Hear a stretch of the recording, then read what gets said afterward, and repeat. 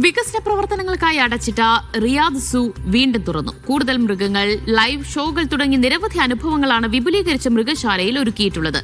Riyadh സീസണിന്റെ ഭാഗമായിട്ടായിരുന്നു വികസന പ്രവർത്തനങ്ങൾ.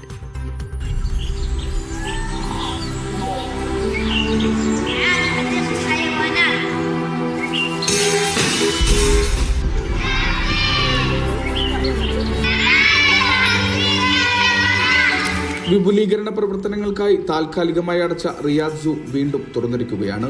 വൈവിധ്യമാർന്ന അനുഭവങ്ങളോടും തത്സമയ ഷോകളോടും കൂടിയായിരിക്കും തുടർ പ്രവർത്തനം. അൽമലസ് പ്രദേശത്ത് 1,61,000 ചതുരശ്ര മീറ്ററിലാണ് നിലവിലെ സൂ. വിവിധ ഇനങ്ങളിൽപ്പെട്ട 16,000-ലധികം മൃഗങ്ങളെ ഇവിടെ കാണാം. വ്യത്യസ്തമായ 6 ഭൂഖണ്ഡങ്ങളിലെ ആവാസ വ്യവസ്ഥ മൃഗങ്ങൾക്കായി ഇവിടെ നിർമ്മിച്ചിട്ടുണ്ട്.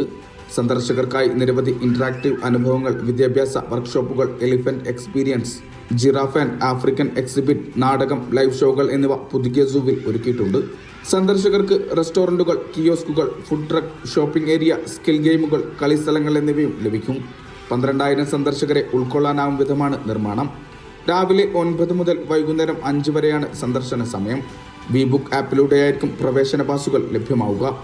Vishal Cherpulassery, media 1, Riyadh.